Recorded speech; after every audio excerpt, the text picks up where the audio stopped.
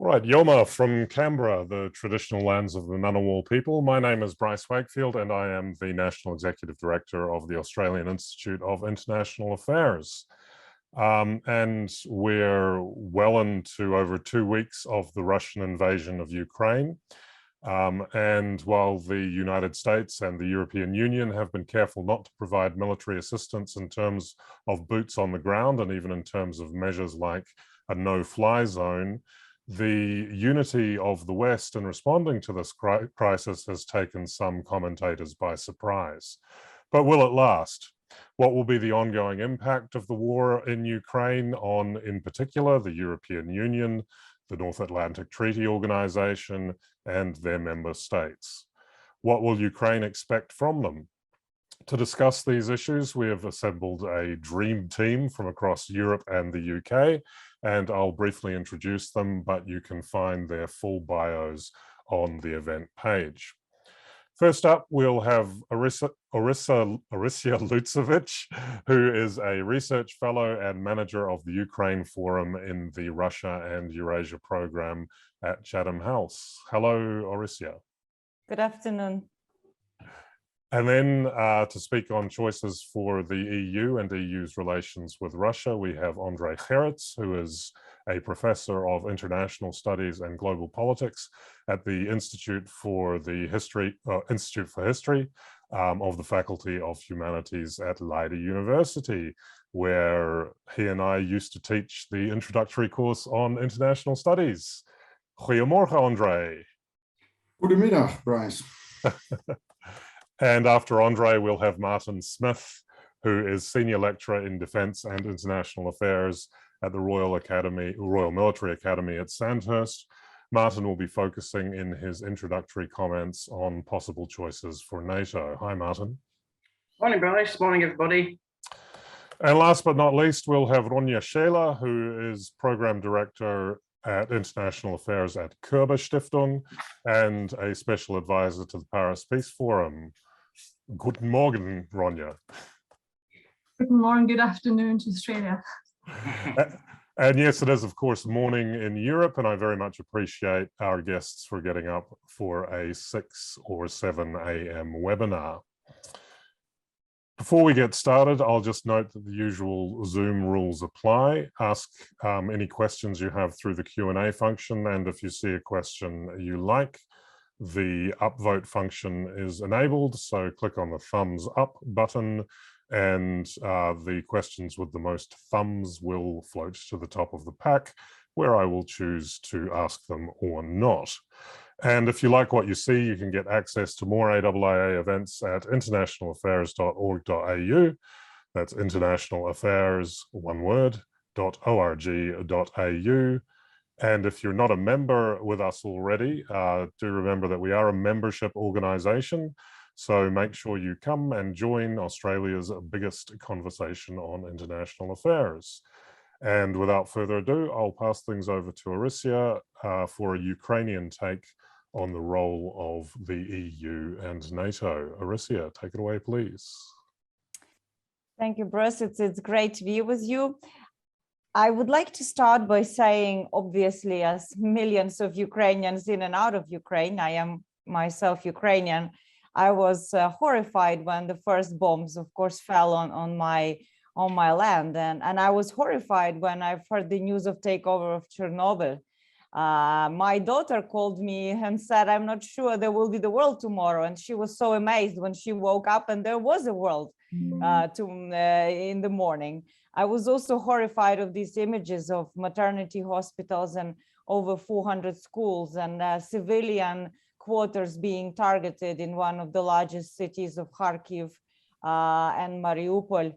But I was then amazed when President Zelensky refused the airlift that was offered by Biden when there were over 400 mercenaries actually after his head, and 3 assassination attempts did happen.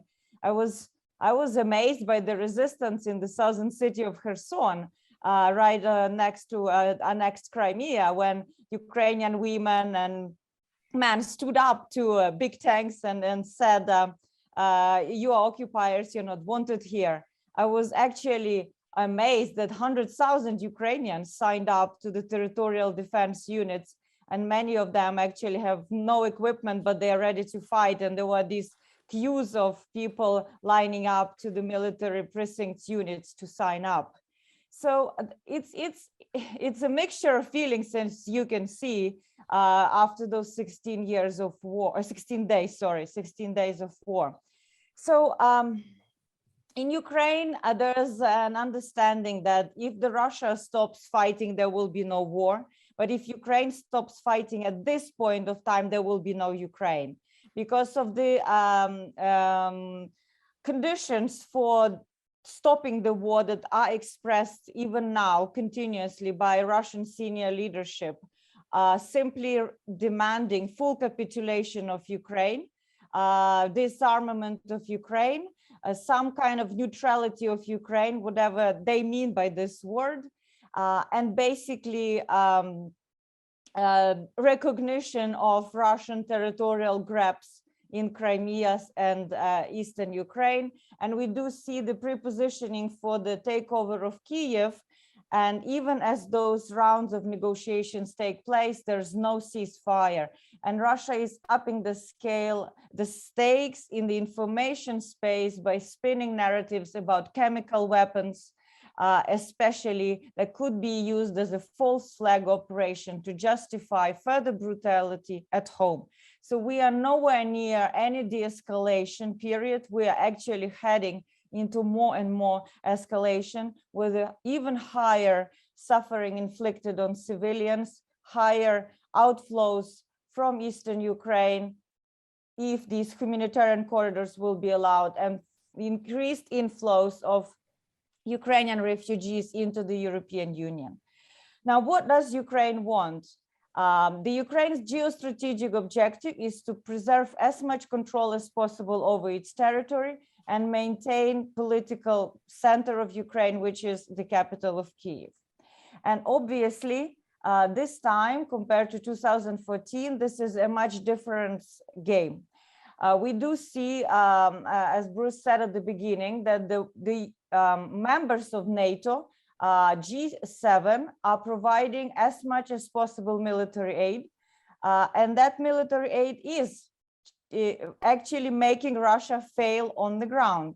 That military aid is effective and is helping Ukraine maintain a certain dominance on land, control of its airspace continuously, and in a way that military aid much more is needed, obviously, and there are supply routes that are functional, especially through Poland and Slovakia. And Ukrainians are calling for air defense, jets, much more of these portable anti-tank missiles, drones, electronic warfare. The list is quite precise. Now, Ukraine also needs economic aid to survive, so its economy does not collapse. And we do see increased assistance coming to Ukraine from bilateral support, IMF, European Union, you name it. So that money is coming to fill in Ukraine's budget, but also Ukraine calls for the Lend-Lease program that was similar to the open to the UK during the Second World War, to make sure Ukraine can procure what is needed fast in terms of military equipment. Ukraine asks for European Union membership.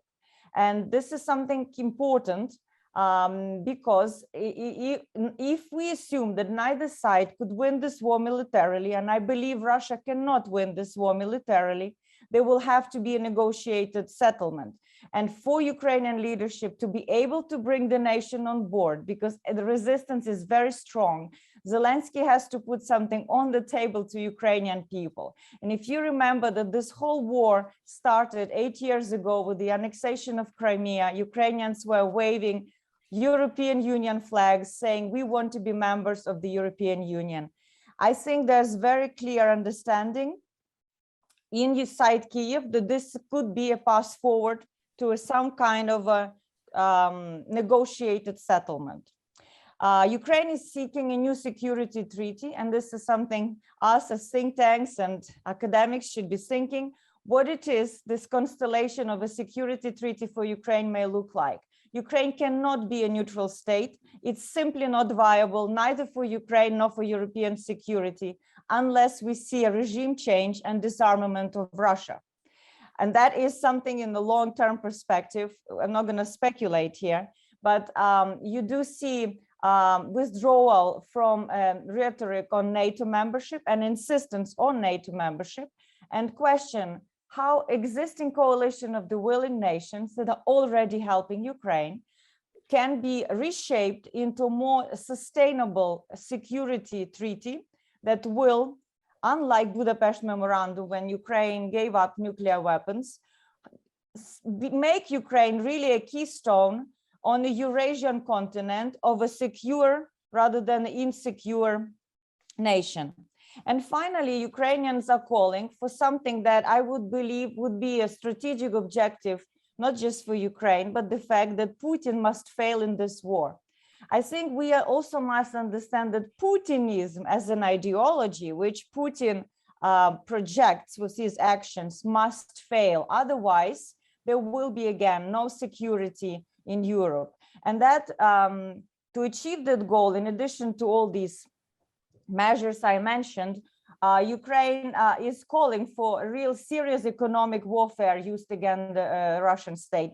And we do see sanctions that are not anymore here to deter or to change Putin's calculus, but these sanctions are here to cripple Russian economy, to create pressure and dry out Russian budget, not to be able to finance war, and to create frictions between Russian population within the elite, and eventually make sure that Putin fails. I can talk a little bit what this could imply. I've written in my Guardian op-ed, and I'm happy to share it in the link. But this is how the situation is right now. At this point, I would say each side still feels a certain position of the threat, of strengths, and the outline of the future negotiated settlement will very much depend on the outcome on the battlefield. So I'll stop here.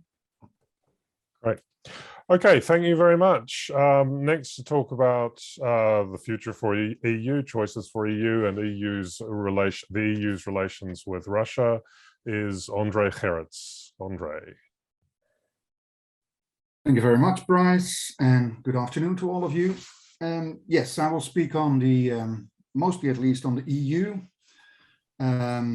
but then again, perhaps I will focus a bit on the EU and its relations with Russia. I'm not sure if anyone will speak about Russia specifically, otherwise we can talk about it in the Q&A.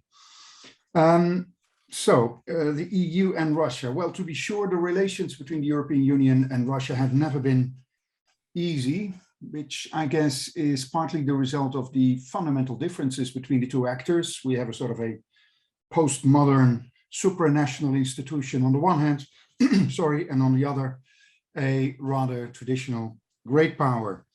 That's one. And the other important aspect of these troubled relations, I would say, is the intricate combination of, on the one hand, shared and on the other hand, diverging interests. Now, the relationship between the EU and Russia became outright problematic after the annexation of the Crimea, of course, in 2015. And it reached an unprecedented low, of course, now after Russia invaded Ukraine. I would argue that today political links between the European Union and the Russian Federation are practically dead, non-existent. And antagonism has become the new normal between the two actors. It's a highly toxic relationship. It's destructive and it's overshadowed by a deep, deep sense of pessimism. But having said all this, Russia, of course, remains of great importance to the European Union. Russia borders 5 member states of the European Union. For the time being, at least, Russia has been an important and a very reliable energy deliverer to Europe, especially oil products, of course, and gas. And finally, and most importantly, and most topical today, is Russia has a huge impact on the security of Europe, positively or negatively, but potentially also positively. Now, relations between the EU and Russia are not that old, or between the European community for that matter. They go back to the first post-war decade. And they have always been built on different sort of considerations. And I'll briefly discuss two of these considerations, one of an economic nature and a more controversial political consideration. The economic consideration was relatively simple and straightforward. The idea in both Moscow and Brussels that the strengthening of mutual economic relations, strengthening in comparison with the Cold War days, was in the interest of both parties. And there's little to argue against this economic rationale of EU-Russian relations. More controversial is the political consideration that drove, past tense here, the EU and its Russia strategy. The EU has always supported politically, financially, the reform processes, the post-communist reform processes in Russia, based on the idea that successful cooperation between the two, perhaps even aspects of integration, could only be based ultimately on a reformed, on a democratic, and on a market-driven Russia. So the logic was extremely simple of the EU's Russia strategy: integration through transformation. Russia can integrate with Europe, but only on the basis of Russia being first transformed.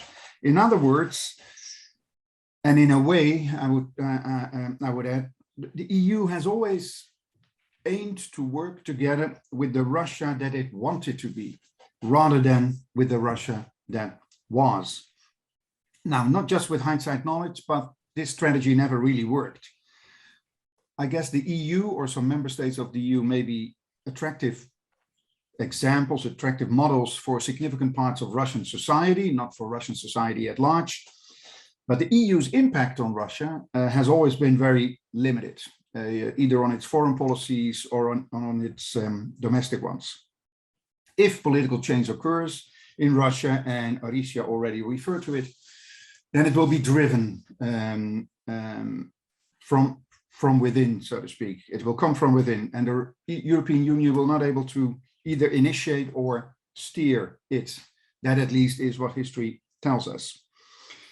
Now, we have to keep in mind that despite all the political bickering and all the conflicts and the fights, almost the diplomatic fights between Russia and the EU, most of the, let's say, day-to-day economic relations remained reasonably undisturbed. There was some bickering on the conditions under which Gazprom operates on the European energy market, but overall, even during the last 10 to 15 years, you need to make a distinction in EU when discussing EU-Russian relations between, let's say, the level of high politics, where conflicts became almost impossible to overcome, and let's say the level of day-to-day economic and even to a certain extent cultural relations, which remained reasonably undisturbed.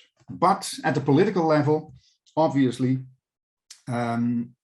relations became increasingly problematic. Now, it's not so very easy to give examples. I have a list here of those controversial political relations, on all of the issues that the EU or Brussels and Moscow disagree about. Very, very quickly, some of the issues may sound familiar to you, others less familiar. Obviously, they still argue over the MH17 disaster, about Russian attempts to assassinate political opponents on Russian soil, particularly in the UK, but also elsewhere, about human rights, obviously, about the close link between Moscow and populist, or perhaps to a certain extent even extremist parties in Europe, political parties, both at the left and at the right side of the political spectrum.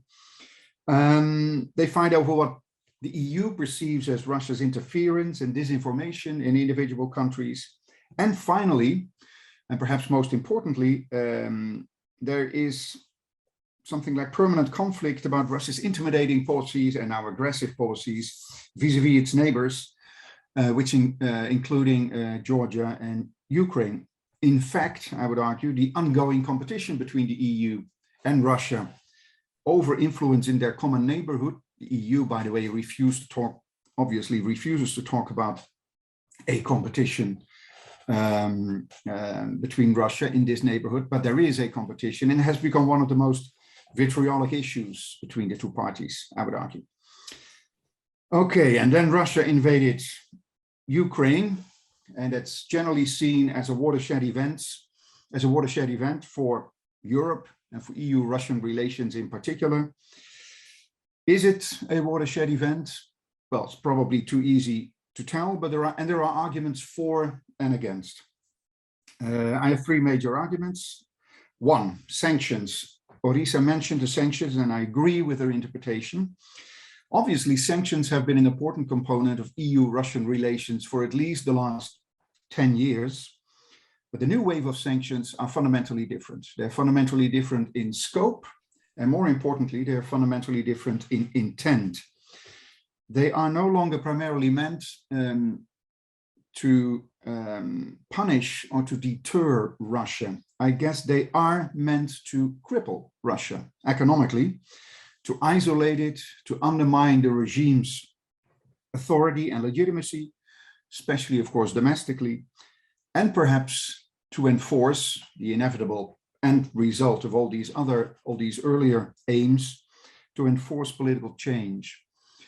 I share the sanctions, and I share, even to a certain extent, I share the wider aims of these sanctions. There is a question that we never pose, but we need to ask, and that is what will be the ultimate effect of these sanctions and all other events that are ongoing today, including, let's say, the move away from fossil energy. What will be the consequences in the longer run for a country like Russia and other countries that so much depend on the exports of energy products? The same goes, one can put the same question with regard to attempts to isolate Russia now. Where should that stop? Will that always be a beneficial strategy and a productive strategy? Okay, that might be something for the Q&A. So one, that's about sanctions, an old instrument, but with fundamentally new dimensions. Second issue, the unity that the EU displays towards Russia is exceptional, but it's not entirely new. In effect, the unanimous position among EU member states vis-a-vis Russia is one of the most remarkable aspects of the EU's response in 2015 and beyond, EU's response to the Crimea. The question, of course, is, will it hold? Will this unanimity hold once the weapons have fallen silent? We need to keep in mind that the Russia strategy, or the policies towards Russia, have always been a very serious bone of contention between the member states and among the political families of Europe. And these fault lines are manifold, and they're much more difficult to draw than many observers believe between an old Europe and a new Europe. They are driven by a wide range of factors, from diverging geographical and economic interests to different political ideologies and historical experiences. And I'm not sure at all, nobody is sure at all, of course, if today's unanimity will hold under the force of these different and diverging interests and positions and what have you. And thirdly, and finally, perhaps the most important aspect from the EU's perspective of these post-invasion developments, the war is still going on, is in the sphere of EU's foreign and security policies. Because for the first time in history, the EU is actively engaged in an existing military conflict. That is, the EU, for the first time in history, delivers or actually finances weapon systems to a country that is at war. And that's of importance because for Europe, and particularly for Europeans, because for the EU, relations with Russia are never just foreign policy. Any effective Russia strategy starts at home. It's important for us to know what makes Russia tick, but it's especially imperative for the European Union to define and agree on what the member states' own perceptions and interests are. Now, let me finish with a more political comment with regard to Russia, but with regards to foreign and security policies in general, perhaps. the most important answer, the most important question that EU members should ask is, how strong do we want the EU to be? And I'm absolutely convinced that for a strong and effective European Union, we have to further deepen. There is no other option. Only a strong European Union that has the support of its members, that operates on the basis of an effective decision-making mechanism, which basically means to replace consensus decision-making by qualified majority voting in the sphere of security and defense policies. And an EU that is able to secure considerable room to maneuver will be a serious actor and will be a serious interlocutor, not only for Russia, but also for other major powers. Thank you very much. Okay, thank you so much, André. Now, remember, you can already ask your questions if you want. Just click on the Q&A and pop them in there. Next, we'll go to Martin Smith at Royal Military Academy, Sandhurst. Thank you very much, Bryce. Following on direct from that, can I just say to begin with, I am an academic employed by the British MOD, so I need to make clear that anything I say today represents purely my personal analysis and my personal perspective, and please don't take it to represent the policy or views of Her Majesty's government, the British Ministry of Defence, or the Royal Military Academy, Sandhurst. What I'd like to do in my 10 minutes or so is to set a little bit of background in terms of NATO's, if you like, relationship and engagement with Ukraine and the Ukraine problem in terms of general relations between Russia and the West, then say a few words about NATO's role in the current crisis since the invasion a couple of weeks ago, and then finally a few words about the possible future directions, if any, of NATO-Russia relations. I think it's fair to say that for the 1990s and the first half of the first decade of this millennium, Ukraine wasn't a big issue for NATO. NATO's priorities lay elsewhere. In the European context, the top priority was to try to find a way to develop some kind of mutually satisfactory, stable and enduring structural and normative relationship with Russia. I think many of us will realize that those efforts ultimately were not successful. But I do think it's fair to say that that doesn't necessarily reflect any significant lack of effort on the part of NATO officials and NATO members, really, for the first quarter century since the end of the Cold War. I think the final nail in the coffin, if you like, of serious efforts to reset, reinvigorate, revive, whatever term you want to use, NATO-Russia relations, was dealt by the first Russian intervention in Ukraine, the annexation of Crimea, and the interference in Donetsk and Luhansk in 2014. But the focus for the first quarter century after, from 1991, was trying to find a mutually agreeable modus vivendi between NATO and Russia in the European context. And secondly, of course, NATO's operational focus in the 1990s was primarily on stabilization in the Balkans in the context of the series of conflicts, Bosnia-Herzegovina, and then, of course, the Kosovo conflict at the end of the 1990s. And then, of course, post 9/11, NATO's main effort and focus was the stabilization mission in Afghanistan.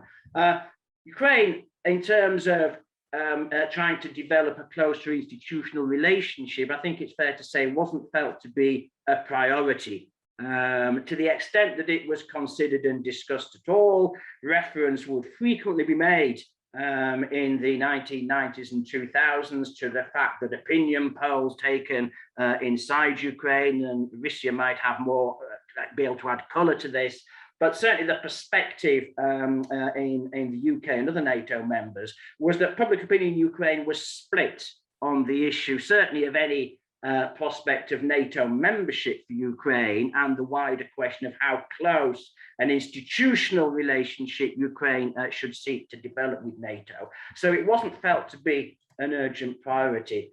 And I would argue that this really continue to be the case until, and I'm using choosing my words here, deliberately, NATO members guided and led by the George W. Bush administration in the United States haphazardly and almost, I think you could argue, accidentally made the infamous, in some quarters, declaration at the Bucharest summit in April 2008. Some of you might remember a key part of the communique that was issued at the end of that summit declared that Georgia and Ukraine will become members of NATO.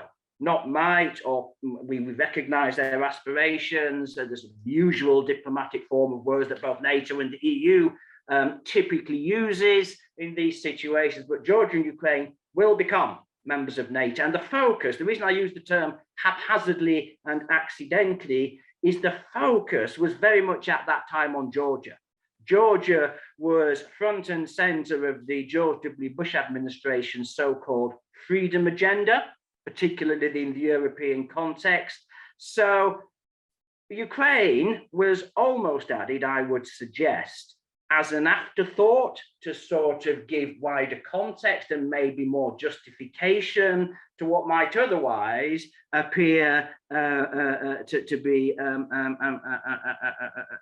provocatively reckless move, simply to invite Georgia or to declare that Georgia would become a NATO member. So NATO members in 2008 made Ukraine a headline issue. And I think that's when Ukraine, I would date the Ukraine becoming a lead item, an increasingly pressing item on NATO's collective agenda from that summit meeting. In terms of strategic and military planning focus, obviously the pivotal event was the annexation of Crimea and the intervention in mainland eastern Ukraine in 2014. You had the NATO summit meeting in Newport in Wales in September of that year, which established or initiated the process that led to what ultimately became NATO's enhanced forward presence. So the deployment for deterrent purposes of what are being described as the tripwire forces, the rotational battle group strength forces in Poland and the three Baltic states. So NATO members agreed on a physical deterrent presence in what was considered to be the most vulnerable part of NATO's area in northeastern Europe. And we shouldn't underestimate, let me suggest, the significance of that. The Baltic states in particular had been pressing their NATO colleagues for some sort of visible military commitment since at least 2010. Other NATO members, Germany and the Obama administration in the United States in particular, held off for that. I think primarily because the Obama administration was pursuing its so-called reset approach with Russia, particularly actively during its first term. So I think in terms of NATO's strategic and, if you like, military operational response to the wider problems of deteriorating relations with Russia, with Ukraine, and the Bucharest Declaration as one factor in the deterioration of the relationship, you can trace to 2014. A few words then, if I may, on the current situation. I think one might describe NATO in the current crisis as being the ghost at the feast. I think most of us will be aware that NATO is not formally involved. NATO is not, if you like, officially involved, certainly not on the ground or politically as NATO. However, it's playing a role in coordinating the shipments and supply of Western arms, which have been funneled through Poland, as you may know. But even that is being done unofficially and with deliberately the lowest profile possible for, I think, obvious reasons. In terms of the big bone of contention between NATO and Russia, of course, is the enlargement question and the whole question of the future of enlargement. If I may, I'll just make two brief observations about that before concluding. And one is, I would question the degree and the depth of Russian opposition to NATO enlargement. That's not to say that it's been wholly exaggerated, but I think it's worth reminding ourselves that even since 2014, even since NATO-Russia relations went into the deep freeze following the first intervention in Ukraine, the NATO enlargement process has continued. It's continued into the sensitive Balkan region in Southeast Europe with the accession of Macedonia and Montenegro, both of which I would suggest have not been seriously hindered or opposed by Russia. They've been rhetorically opposed, and there have been some suggestions of Russian meddling in those states, but to no great effect. So I would question the extent to which Russia has determinedly opposed NATO enlargement per se. What it has clearly opposed and remains adamantly opposed to is NATO enlargement into its, inverted commas, traditional sphere of influence in the Caucasian region and Eastern Europe, so Georgia and Ukraine. So obviously the future of NATO enlargement is a pivotal factor in the European security equation going forward. And NATO, just to remind you, has thus far, NATO members have been quite clear that they will not close the door to future enlargement per se. So it remains a live issue. In terms of the future, then, if I may, just very finally, a couple of observations. And unfortunately, I don't feel that I've got very much in the way of optimism or positivity to offer. In terms, firstly, of NATO-Russia relationship and the potential future of the NATO-Russia relationship, either normatively or institutionally, that seems to me to have been destroyed. I cannot, sitting here at this point in time, see any viable way in which any kind of meaningful relationship between NATO as an institution and Russia, certainly under Vladimir Putin, can possibly be revived. Finally, and more widely, I would make the same observation about the future prospects for any pan or inclusive or cooperative European security order. I know it's fashionable for scholars to begin to look ahead post the current crisis and to make appeals for we need to devise a way of bringing Russia back in or including Russia in a future more cooperative order. All of these are nice things to say, but as of now, I just don't see any basis, I'm afraid to say, upon which any kind of inclusive European security architecture, to use the favoured metaphor hitherto, can possibly be constructed. The best I can see, very, very finally, is a reversion to some kind of 19th century style concert mechanism whereby the leading powers or the leading groups of powers find informal ways to manage security affairs, which, yes, in the context of the 19th century concert means managing the affairs of the smaller states that they consider to be within their respective spheres of influence. So I wonder how much autonomy Ukraine post this crisis will be allowed to have in that kind of arrangement. I'm not saying it's an ideal arrangement. I'm not saying it's a desirable arrangement, but very finally, ladies and gentlemen, it does seem to me that at this point in time, it's quite likely the only viable arrangement that might be possible going forward. Thank you very much. Okay, very good. And finally, to talk about member states and in particular Germany's recent changes to its defense policy is Ronja Scheler.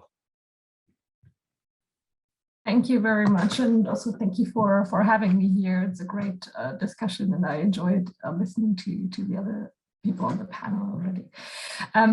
Yes, so I am going to speak a bit about what has been going on in Germany. I heard in our pre-talk that changes in German security and defense policy have even made it to the news in Australia, which is quite a surprise to me. But I think there's a reason, because I believe what has been decided in Germany is really a sea change, and that cannot be overstated. I would say that the invasion of Ukraine has really upended more tenets of German foreign security policy that had incrementally changed during my lifetime, so over the past 35 years. And it's really come as a surprise even to keen observers of German security policy. I'm going to talk a bit about what happened, in fact, give a bit more details on this and what's been good and not so good about it. And I will also say what, in my view, will have to be done to make the announcement sustainable. And I think there's quite big tasks ahead of the German government, in fact. So some of the facts. I mentioned this sea change or paradigmatic shift over the past just 16 days, hard to believe.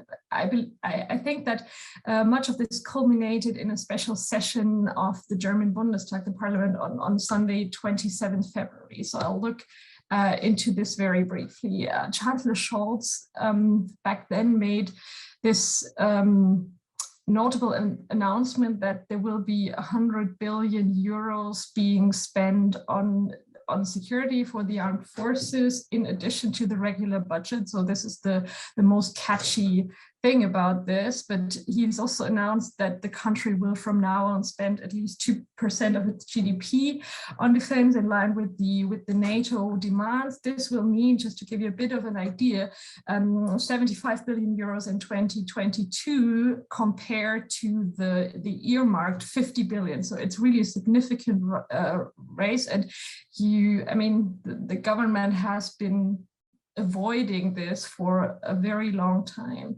The announcement makes Germany the biggest military spender in the EU, and also the third largest spender worldwide after the United States and China. So this is really significant.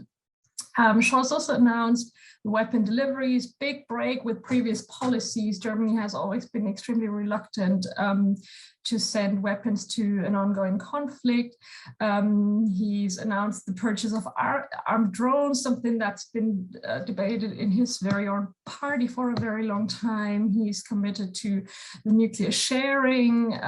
So really sweeping away many, many long-held beliefs, also struggles within parties, within the government, in just one speech. And allegedly he only coordinated with the finance minister, so not even with the whole coalition and the other parties. Despite this, one-on-one decision, or the decision that was that came up in the chancellery, there was a massive rallying around the flag. Lots of parties supported. Just a few flashlights. Friedrich Merz, the head of the largest opposition party, Angela Merkel's party, the Christian Union, showed wide support for Scholz's announcement. In his own Social Democratic Party, Rolf Mützenich, a very famous or infamous Russia dove, said, "I was wrong about Putin. I apologize." Completely unimaginable just 2 weeks ago.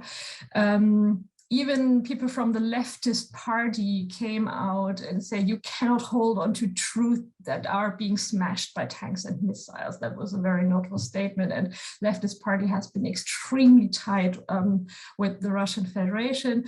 And a final flashlight, Christian Lindner, the finance minister and head of the Liberal Party, framed renewable energies as freedom energies in his speech in the Bundestag. So big narrative shift when the Liberal Party was really opposed to this massive rollout. And I'm mentioning this because I think the changes that culminated in the speeches are very deep, in the sense that they really go to the heart of lots of past policies, but they're also very broad in the sense that they're affecting very different sets of policies, as exemplified with this securitization of our energy mix in a way. The foreign minister from the Green Party, Annalena Baerbock, she said, and I think this is really the good sentence to capture what happened. She said, if the world changes, our policies must change too. And in the first place, there was a bit of concern that there is a very young government, first time a three-party coalition at federal level. But I think it's also a very progressive coalition we're seeing at the moment that really has understood that there are drastic changes going on, that need drastic responses. So this is roughly what happened, and there was a bit, I think, widespread applause or positive musings about what the government has announced. I will have to pour some cold water, I guess. And in German, we say water into the wine. I'm not sure that makes sense in English, but I guess you get the point. So the 100 billion euros, it's a significant sum. It's big, but if you know that the investment gap of the German armed forces over the past years has been 90 billion. The number doesn't appear that big. And also in the past, from the usual budget, 2/5 went into pay rises, 2/5 in maintenance, and only 1/5 in actual investments. So that lets the number shrink quite a bit. Also, it's still not clear where, when, and how this money can be spent. So there's still ongoing discussions. We're still working out the details. And already now, different parties or people from different parties come to the front and utter their opinions. Who should get money? Is it really only the armed forces, or is security also in prevention and development cooperation, different security understanding? So we're already trying to see some cracks in this initial unity. Having said this, I still do believe it is a significant shift. It's also a positive development in the broad sense. I also think that the government means it.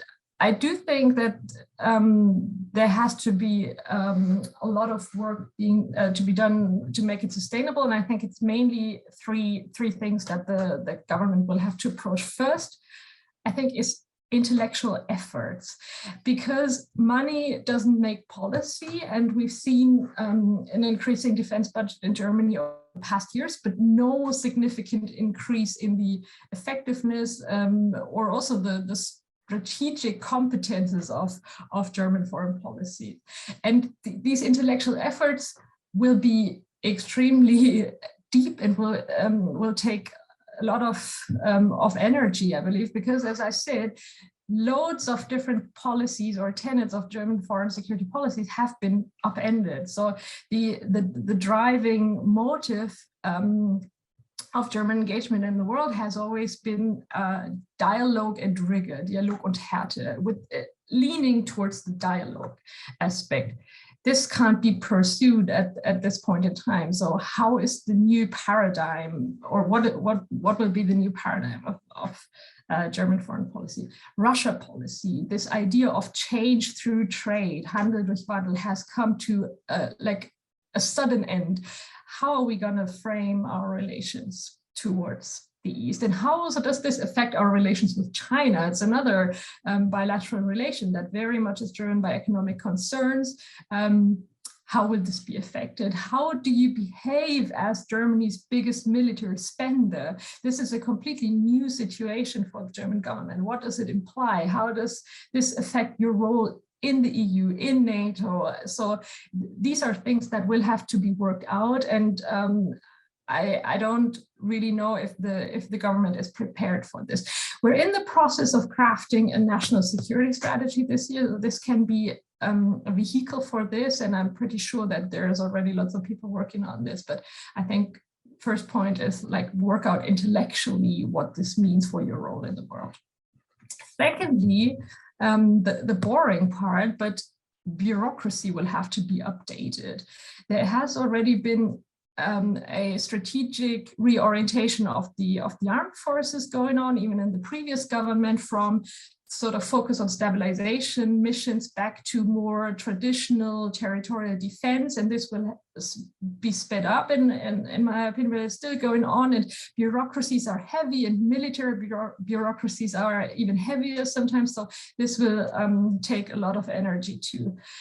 Procurement is a mess. The procurement office is extremely sluggish and resistant to reforms, or has proven resistant to reform over the past years. But at the moment, we are not very good at spending the money we have. So there will have to be significant improvements in the coming month. And also, as I said, so many different facets of foreign policies are affected. That also means that many different ministries and agencies will have to be involved. So you need some kind of links or better working relations between the different actors, because this will be a whole of, or will require a whole of government approach. The current government has decided against the establishment of a National Security Council. This was an idea that's been around during the coalition negotiations. They decided against for various reasons. Allegedly, the Chancellor feared that this would sort of cut their power. But there will have to be other means. It will also require strong leadership from the Chancellor. And I think what we've seen so far from Chancellor Scholz is a positive, or there are positive signs, but we will we will need this to make it a coherent, or to see a coherent government response. And then finally, my last point, I think what is needed is to bring society on board, because currently you see an outpouring of support for Ukraine, as I believe is, and also a very wide support for the current government policies. So there were polls that showed a large majority of Germans is behind the government, and this is a significant shift. Germany is a very passive. Surveys that show that Germans favor restraint. So there's always a majority of people saying Germany should not get more active on the world stage, and this has shifted. We have an upcoming survey, so stay tuned for this. I believe they will. The numbers will shift quite significantly. But the big question is, how sustainable is this? Once people realize what it really means to be more active, also militarily, once people realize that if 100 billion will go into security, they might have to be cut somewhere else. The distribution wars within governments will start. And so you will have to see whether people will stay supportive. But considering that the geopolitical environment in Europe has changed and will remain changed for the foreseeable future, it's really important that you have a sort of institutionalized discussion with society about how the country should act in the world. So this is the third major task in my view: intellectual efforts, update bureaucracy, and bring society on board. And to conclude, I mean, I think I said it quite a few times, but it is a paradigmatic shift, and the government has understood that very drastic changes will require also drastic responses. So this is notable, but I mean, we're only beginning to see how this war and how it will play out, and what the first, second, third order effects of this will be, and whether German government, just like all other governments, in fact, will react in an appropriate way, will very much depend, in my view, whether they walk the talk and really undertake the more structural changes that are required. And I'll stop here, and I look forward to the discussion. Thank you. Yes, indeed, that's a big question going forward. I think is whether the whether the practicalities can keep up with the rhetoric. But just going back to something that you briefly touched on with the reference to freedom energy, Ronja. I mean, how much is energy policy being packed into this new approach by Germany? Because we know that, you know, this has been something that has been discussed for years, as German dependence on Russian oil and gas. And if you make a quick back of the envelope calculation, what's true is that the amount of oil and gas that Germany imports from Russia is equivalent to the six next European economies, and that's including the UK. So, I mean, how likely is it that that this can even be part of the mix? Yeah, it's a big question. I mean, as I said, Russia policy has been driven or was driven by economic concerns, and this includes our energy relationship. And the government, I must say, was very resistant to changing this. I mean, you saw how long it took to reverse the Nord Stream 2 decision, and I mean, there were lots of warning signs that the government and previous governments chose to ignore in terms of becoming more independent. You saw very immediate steps being taken, but I mean, we can't get rid of the dependency within a few weeks' time. So you already see, so the Green Minister of the Economy, Habeck, saying cutting Russian oil and gas will end domestic peace in Germany. So very harsh words there. So you saw some backpedaling, and I mean, I'm sorry to say, but the dependency will stay, and they will phase out, but it will take some time. Okay, we'll get to your questions soon. Remember, you can, of course, pop a question in the Q&A anytime you like, but I do have a couple more questions for Martin and André in particular. And it's on the notion of strategic dependence or strategic independence rather for the EU, which was a topic that was discussed in Australia prior to the, well, to some extent prior to the crisis, in the context of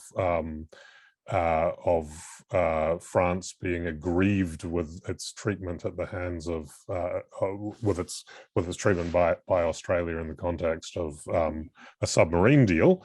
A lot of Macron's statements, you know, referred to a strategic independence that the EU needed to foster. Now we have Germany apparently going down a new, tougher route, as well as Macron using this crisis to call again for strategic independence for the EU as an entity, aside from NATO. How likely is it that this crisis is going to lead to a more comprehensive European defense policy? Yeah, thank you very much, Bryce. Well, I wouldn't be too sure, actually. Of course, the EU strategic independence was the new sort of talk of the town in Brussels for the last one and a half year, inspired by the current Commissioner for External Affairs, Josep Borrell, who is a relatively, despite his horrible adventures in Moscow about a year ago, where he was basically humiliated by the Russian Minister of Foreign Affairs, Lavrov. But he has indeed inspired a new sort of self-confidence among EU member states about the EU and its need to be strategically independent, or at least more strategically independent. It's very difficult to try to imagine what the consequences of this war will be, and of Russian aggression mostly will be, on this very specific dossier. I don't know. I mean, you could argue both ways. You could either claim that, as I did more or less in my paper at the very end of my presentation, that the EU needs to be a more independent, strategically independent actor, or at least if that is what the member states want, then we need to change a few things internally. On the other hand, one might, with equally convincing, argue that no, this crisis has brought the EU and NATO closer together. I fully agree with what Martin said about NATO being the ghost at the party, right? But the ghost may be somewhat stronger, let's say, when this crisis is over, than when the crisis began. And the same goes mutatis mutandis for the European Union in the longer run, given what the leaders of the EU have decided yesterday to more or less start the process, the very long process of further EU enlargement and including accession of Ukraine. So I don't know. I mean, as much as I dislike to not being able to give you a straightforward answer, I'm not sure yet what the consequences will be of the current crisis on this discussion on strategic independence. Either, yes, it will give a new impetus to this discussion, and the EU needs to have a stronger presence in international relations. But on the other hand, I also, particularly among the Eastern members, if you like, of the European Union, this sentiment that there is no alternative. There is NATO and there's no other security alternative. So, and that might stand in the way of Europe developing its own strategic independence. So it can indeed go either way, would be my preliminary guess. Okay, Martin. Bryce, I think yes, I would concur with that. I think I should make a couple of quick observations, if I may. First of all, the talk is mainly, certainly by Monsieur Macron, and deliberately about strategic autonomy rather than independence, which is a carefully chosen and appropriately ambiguous term. What does autonomy mean? You know, how much independence, how much dependence, and so on and so forth.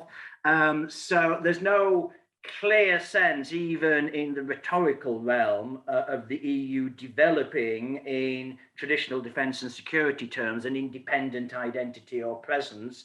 I think, again, picking up on the point that André made, the EU potentially, and this is a big if, potentially could become a more significant actor in the Russia-West Ukraine equation, if I can put it that way, post the present crisis, if Russia is prepared to accept closer Ukrainian association with the European Union, perhaps short of full membership, or perhaps with a perspective eventually on full membership, which formally, at least, as André said, has now been officially opened up on the EU side. The one thing that's clear is that Russia will not accept, and I believe this will be the case under a post-Putin government as well.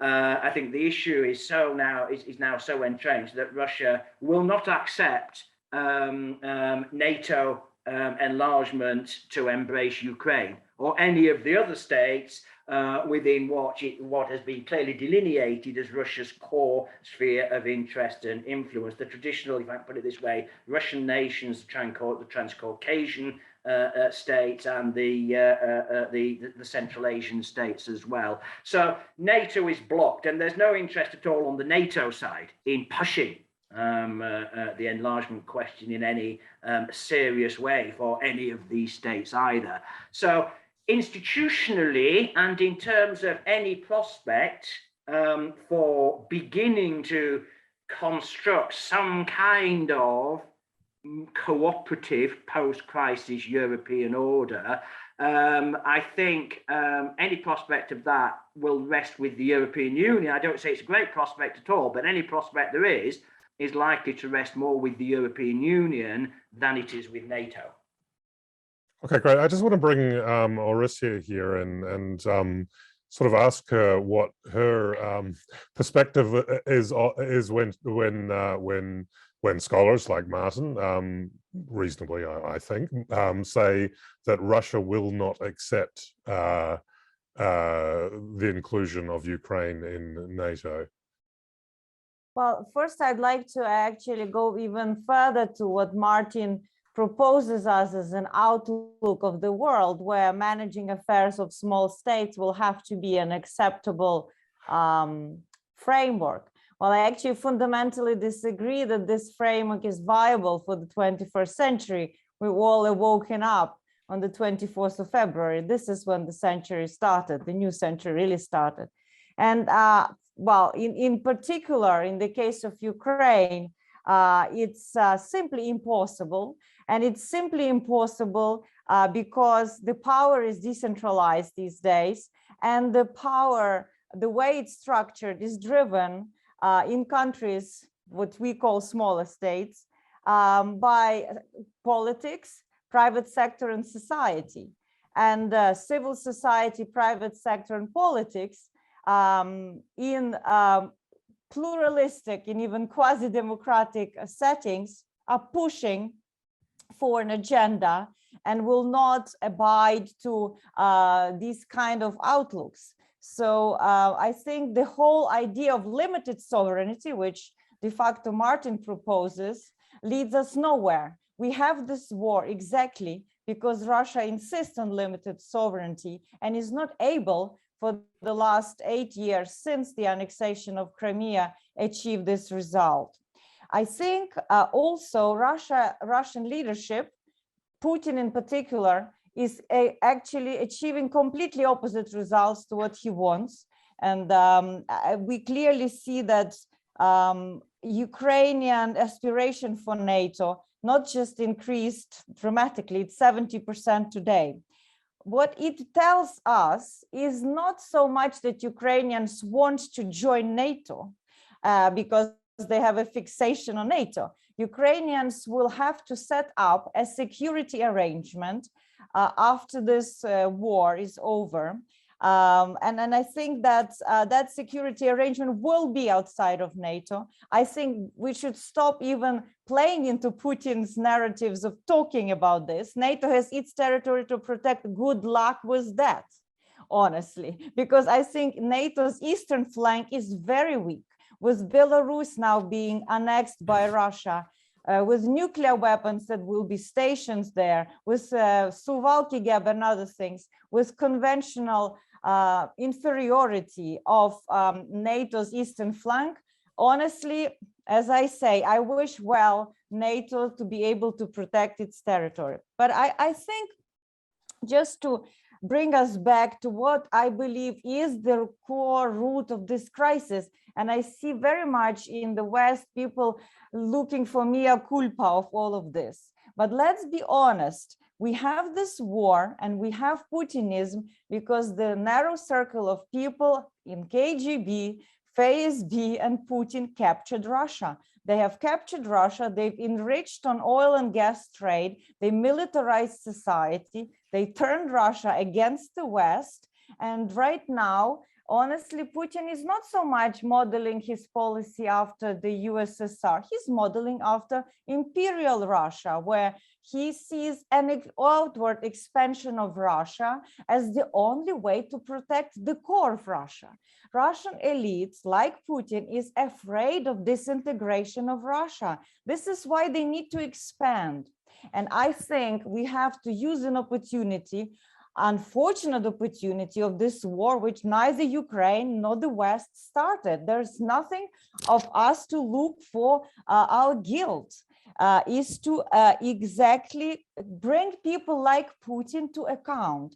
And that's why I would like to point to the declaration that was released last week in Chatham House of setting up a special tribunal for war crimes. Because until that evil that is proliferating in the Kremlin and having the legacy back from Stalin times to today, basically basing his policy on grave violation of all kinds of rights, including of Russian people, we will not have peace in Europe. Let's not fool ourselves. And it depends on what kind of Russia we have in the future, that we will set up something viable. Meanwhile, in a midterm, I believe we will be at the very dangerous slope of having to bring down Putin's regime. This is how Ukraine sees its role and contribution to European security. And I think the sooner we all understand what we are dealing with, the better we will be off, rather than still traveling in this fog of illusion of what we can and cannot negotiate with Vladimir Putin. Okay, I'm going to turn to André quickly for a response to that. André, what do you make of Orysia's comments, notably the notion that Putinism is derived more from a sort of imperial construction of Russia rather than the Soviet Union? Well, I agree, if only because a fundamental difference, of course, between Tsarist Russia and the Soviet Union is Marxism-Leninism, communist ideology, and I don't see the current Putin leadership being driven by that type of ideological concerns. Yeah, and I also share Orysia's interpretation of the Putin leadership having captured Russia. I think that is the essence of the issue, at least part of the essence, because that would imply almost inevitably that a new leadership would also try to build a new Russia, so to speak. So the question here is, to what extent is Putinism very specific, and to what extent is Putinism Russia? Or in other words, will a new leadership also create a new Russia or a new foreign and domestic policies?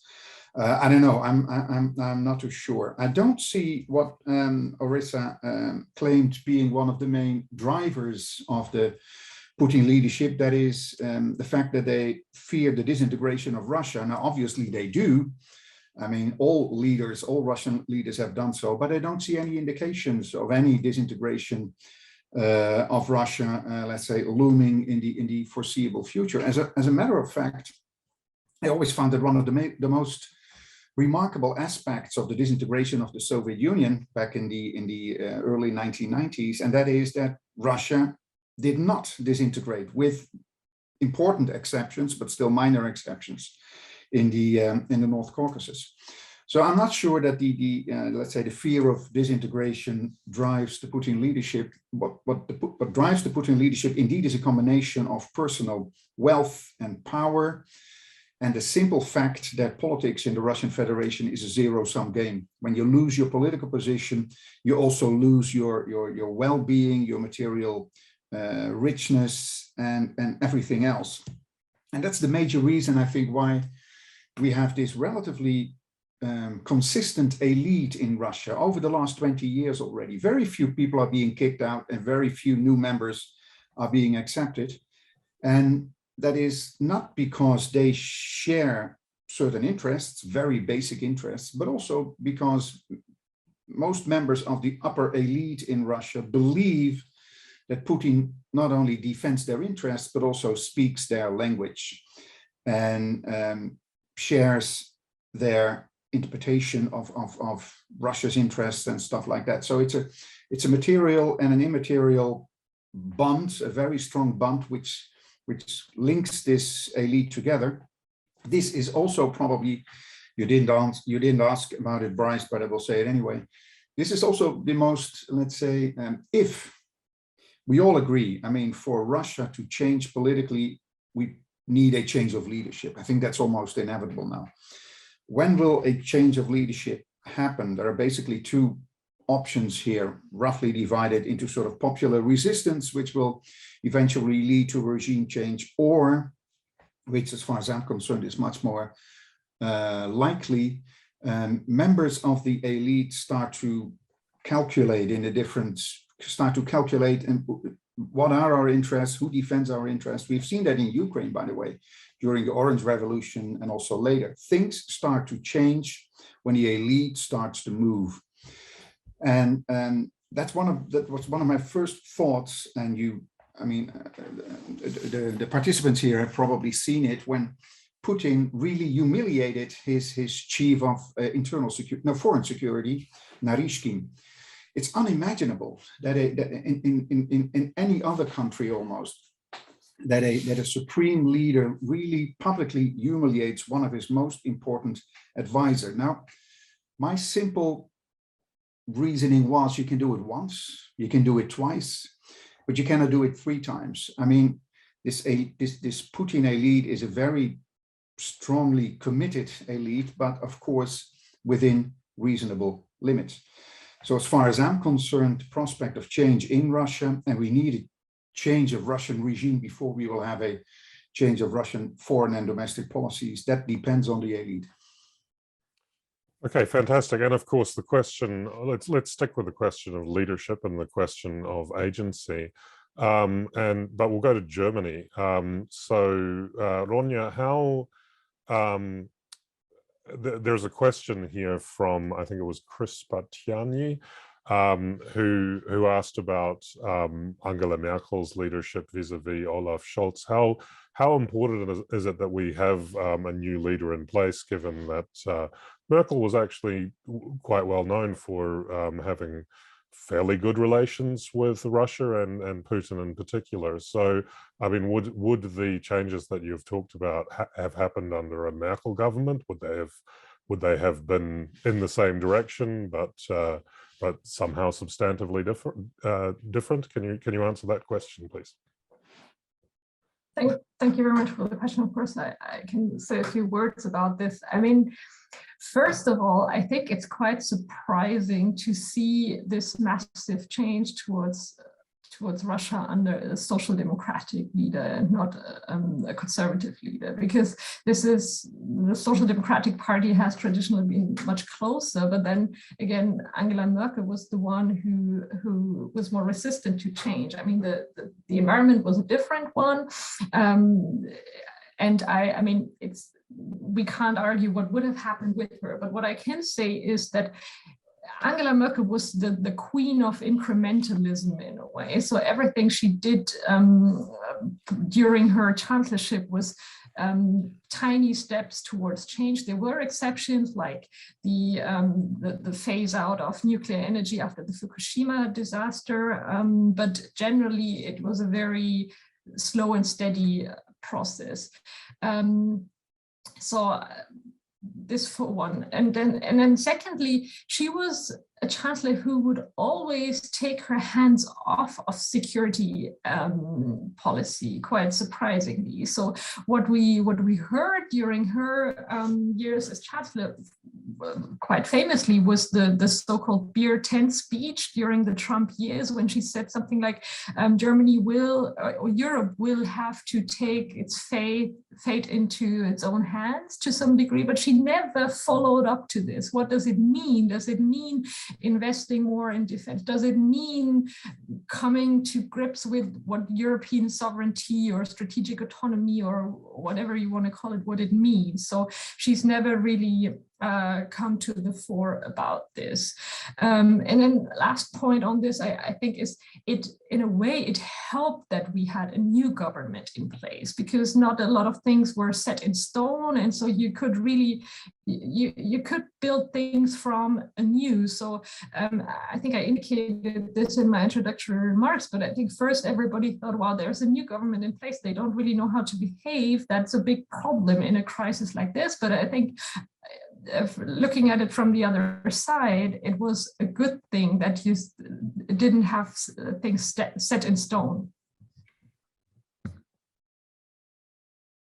Okay, great. Thank you very much for that. I'd like to turn to a couple of questions in the Q&A. I don't know how well let's see how you can answer them. We've got questions about what might be called third-party, neutral states around Europe and the likelihood that they might join NATO. Martin Gordon mentions Sweden and Finland. Karin von Strokerk, I think it is, from I think it's the University of New England here in Australia, asks even about the possibility of Austria perhaps getting off the neutral bus. Are we likely to see NATO enlargement, not to Ukraine, of course, but to these other states as a result of this crisis? Martin, I think that's one for you. Thank you. I think it's now, to reiterate a point I made in my introductory remarks, the NATO enlargement process, and the NATO members have been clear about this, remains extant. The door is not being closed to potential future enlargement in the wider European context, so Northeastern Europe and Southeastern Europe in particular. So in terms of Sweden and Finland, obviously we'll have to wait and see, but there is in Finland in particular increasing support and increasing expressions of official interest in considering the possibility of NATO membership, which even a few months or years ago would have been difficult to imagine. Measured against that, of course, the Putin government has made clear statements, particularly in terms of warning Finland against considering this possibility and threatening unspecified negative consequences. So it's by no means a done deal. It's certainly now a more realistic possibility that at any time since the foundation of NATO, in the case of both Sweden and Finland, Austria, and I suppose one might even say, if one wants to expand the parameters of this consideration to the max, even possibly Switzerland, which has taken significant steps in terms of its support for the international sanctions approach. I think less so. Firstly, because of their geostrategic position, and secondly, because of their relatively, for different reasons historically, but they're relatively more entrenched, both diplomatic, but also, I think, cultural positions vis-a-vis neutrality and non-alignment. So if you put me on the spot, let me put it this way, in terms of which of the four I've mentioned there are most likely post this immediate crisis to move towards submitting a formal application for NATO membership, I would say Finland number one, followed by Sweden.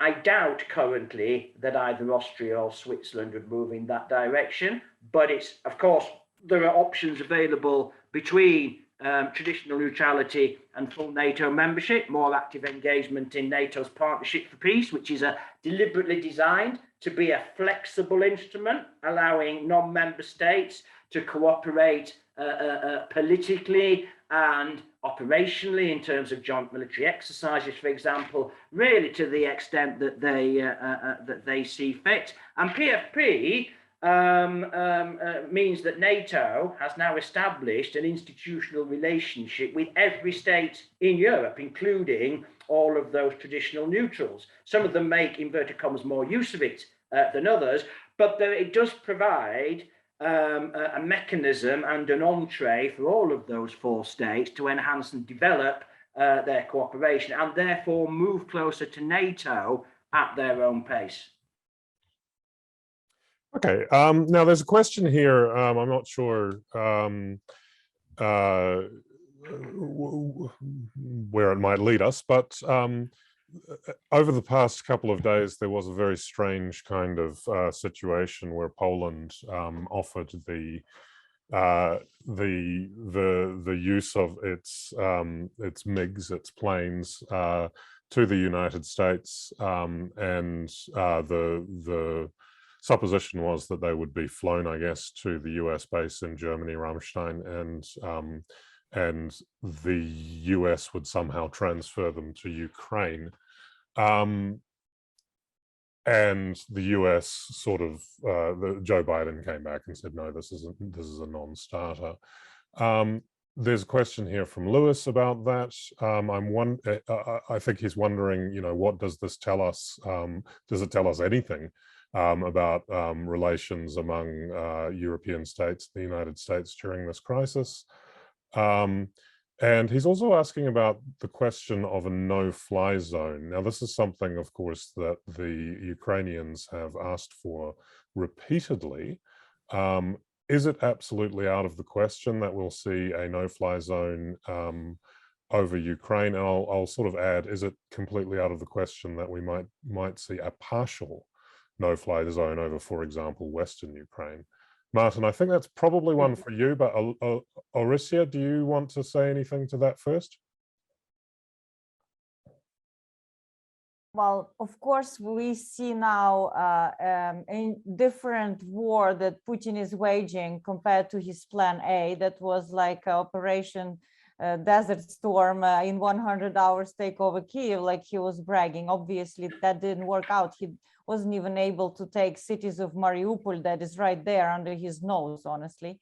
So I think the stakes are upping with this disinformation on chemical weapons, with the takeover of nuclear power stations, without actually making a public statement that they, Russians who are occupying these nuclear stations, will protect the safety.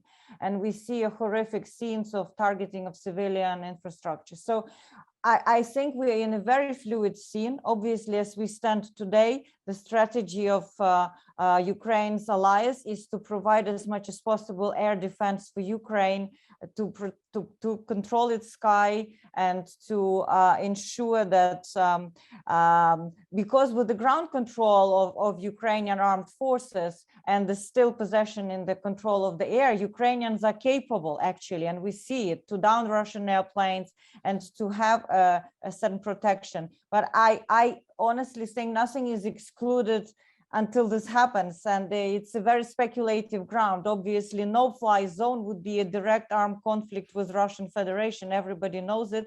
That's why everybody is so cautious. But if you notice decision yesterday of United States to approve 13 billion assistance to Ukraine, 6.5 of which is for security and defense assistance, this is very significant. And I think this no-fly zone was used as a political appeal to the Western allies to basically also say, if it's no-fly zone, what is it? It's strategically, I think, wisely done to push for more assistance for Ukraine, to kind of shame, say, okay, you cannot do no-fly zone, let us protect ourselves then. Good. Does anybody want to take a Thank stab? you. If I may, I think I disagree first of all with Orysia's point about the no-fly zone. I think it is, whether it should be or not is another discussion, but I think it is very clearly, and I suspect enduringly, off the table. There's no interest that I'm aware of on the part of any NATO government in North America or Europe in even seriously considering, and I suspect therefore there's no planning even behind the scenes going on for this. I take the statements at face value. Whenever the question is mentioned, whether it's by Mr. Zelensky or anybody else, the response is always the same. We're not going to do that because that risks an escalation and getting us into a direct confrontation with Russia, and we don't want to go there. If I may just make another couple of observations, and thank you for raising these questions, Bryce, because I'm aware that there are a number of your colleagues have raised questions about deterrence and the role that deterrence is playing in this crisis and in the wider strategic context. And I think the Western attitude to the no-fly zone tells us that tells us two things. It tells us that deterrence is working effectively, and it reminds us that deterrence cuts both ways. Russia has successfully deterred any serious consideration of NATO as NATO getting involved in Ukraine, either on the ground, in the air, or in any other guise. One thing I'm surprised, I think, hasn't been considered, and I'm surprised it hasn't been considered to a greater extent, is the other side of the coin, by which I mean the extent to which Russia is deterred from doing anything that might provoke NATO. And I refer in this context particularly to the extent to which, and Orysia made reference to this, it is very well known that Western states are supplying significant quantities of sophisticated and damaging military equipment, particularly the modern anti-tank weapons and the Javelin and Stinger missiles.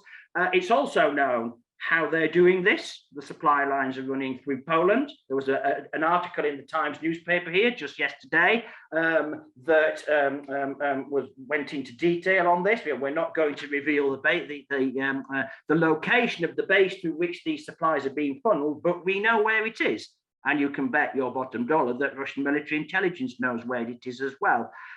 But there's been no systematic or serious attempt so far as we know by Russian forces to interfere, to interdict those supply lines. Why? Because that runs the risk of spillover onto NATO territory and the NATO member personnel who are involved in organizing those supplies getting caught up. So the deterrent effect is working both ways. And the final point I would make, if I may, is this, and you may think that this offers very circumscribed grounds for any kind of optimism, but going back to the point I made in my presentation about the big powers, Russia and the West in inverted commas, managing security so that at least in these contested areas, so that at least escalation is ruled out.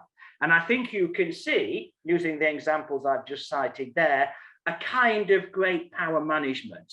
Both sides, in their own ways, are very keen to avoid doing or risking anything that would risk an escalation. So deterrence is effective. In what we call in the trade intra-war deterrence is effective in the context of the current crisis, and it's working both ways, it seems to me.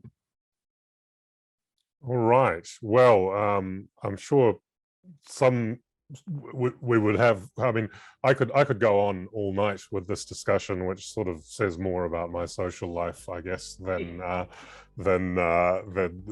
anything else. But I'm sure our guests have their day to get on with. It's been a fascinating discussion, and I thank them all. I'm going to get this up on YouTube as quickly as possible, probably over the weekend, if you want to check it out again. And of course, you can go to YouTube. We've actually got a new channel on our YouTube page, AIIA Vision, which deals with all of the events that we've done on this issue. We've got about 5 or 6 already up there. So please do go there and check it out. And of course, go to our website, internationalaffairs.org.au, and become a member if you're not already. We do have live events as well. Great food, better snacks than other think tanks in Australia. So come along and enjoy yourself, be part of the discussion. But for now, though, I'd like to thank my guests for coming on. It's been a great talk again. So Orysia Lutsevych from Chatham House, Ronja Scheler. Thank you. Ronja Scheler from koerber-stiftung. Thank you. André, it's great to see you again. Professor André Gerrits from Leiden University. Thank you, Bryce. And Dr. Martin Smith from Royal Military Academy, Sandhurst. My pleasure. Thanks for having me. Okay, and thank you too for tuning in. We'll see you next time.